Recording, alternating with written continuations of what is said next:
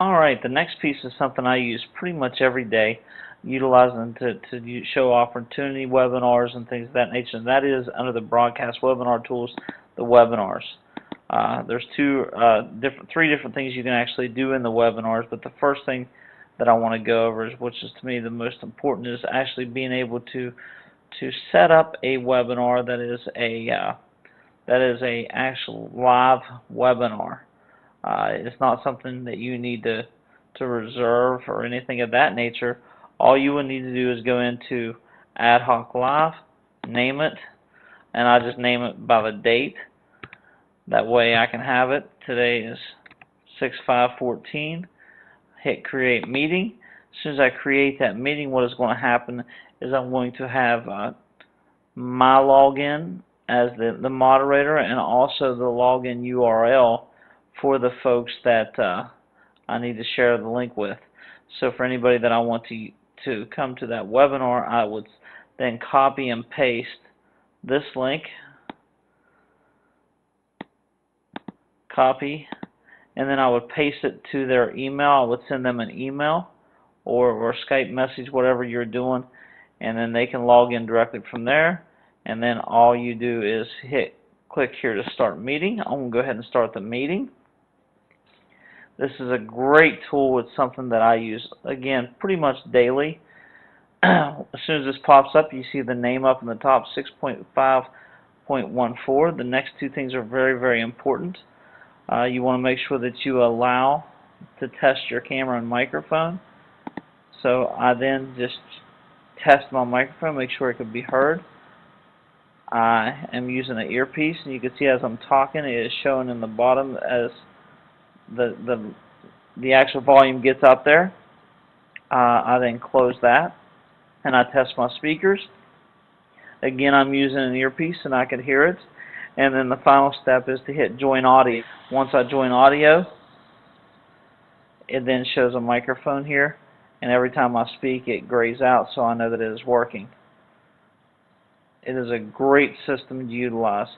The next thing I want to show you in here, I'm going to go ahead and log out and then go back to the webinars. The next thing you could do is, if you want to set a scheduled webinar, all you have to do is go over and hit scheduled. It says here, please note when you schedule a new webinar, your static link might change to point to this.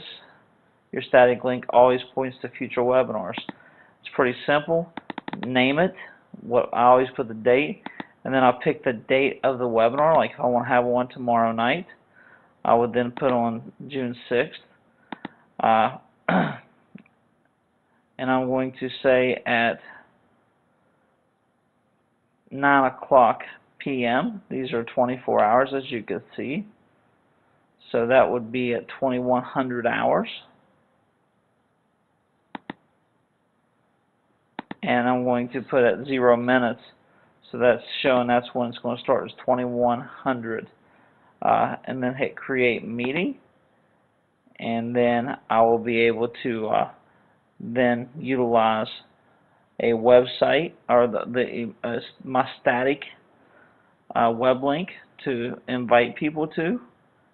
It is a phenomenal system. It says your meeting has been scheduled for creation. Please check 10 minutes before start time to join the meeting. Your link will be available. Please note that the meeting cannot begin until you join first. It's very important that you let everybody know that until the moderator is in there, they cannot get in. There's no waiting room for them. So the best thing to do is, if you tell them it's at 9:00 p.m., then you would want to go in at least 5-10 minutes early, which is typically what I like to do. And then you can send them this link, which is the static link for future webinars. Oh, excuse me, let me get back here.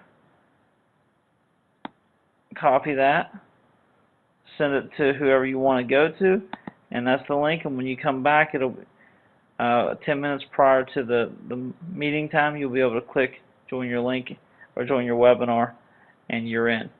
It's a great system. It's something that, again, I use daily, and I expect that everybody else will be doing the same. I hope this is beneficial, and I will look forward to seeing you in the next tab.